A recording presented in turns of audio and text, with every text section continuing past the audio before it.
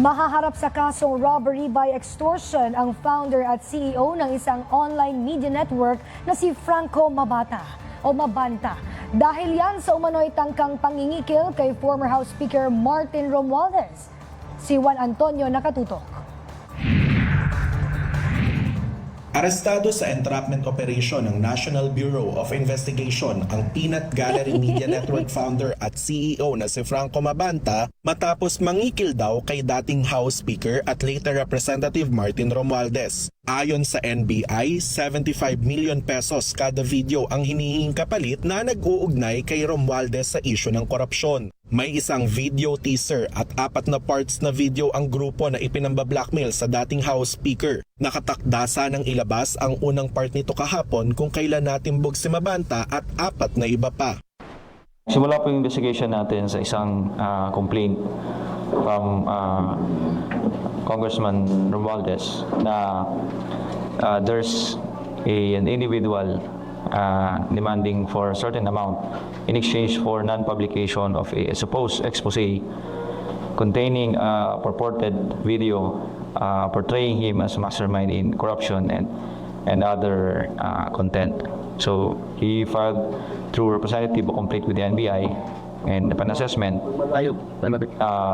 we hatched an entrapment operation to apprehend the subject in the act of demanding and extorting money from the complainant. Pinag-aaralan na rin ng NBI ang pag-issue ng cyber warrant para tingnan pa ang posibleng extortion case ng grupo sa iba pang kongresista.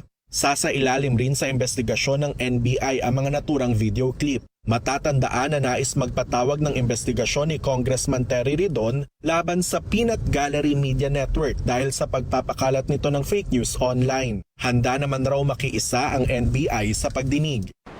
We always submit to the jurisdiction ng House. No? Pag inimbita tayo, sinampina, inimbitahan as resource speaker, we always go to Congress para gawin yan. In relation to that, ako na magsabi, this could be an option for us to come out with legislation to regulate siguro yung ating mga social media. No? Mahaharap sa kasong robbery by extortion kaugnay sa paglabag sa Cybercrime Prevention Act si Mabanta at kanyang mga kasama. Nilinaw din ng NBI na walang politika sa sunod-sunod na pagkakaaresto ng ilang personalidad. Ipinunto rin ito na dumaan sa tamang proseso at naaayon sa batas ang pagkakaaresto ng PGMN founder at 4 pang personalidad. Ang Malacanang naman, klinaro din na hindi kaibigan ni Pangulong Ferdinand R. Marcos Jr. si Mabanta.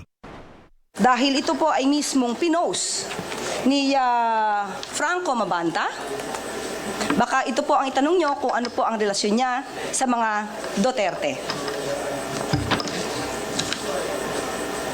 Nandiyan pa nga po si Harry Roque. Muli ring binigyang diin ni Palace Press Officer at PCO Undersecretary Claire Castro na sa lahat ng pagkakataon, ang gusto ng Pangulo ay managot ang dapat managot at ang may mga nagawang krimen. Juan Antonio, IBC News.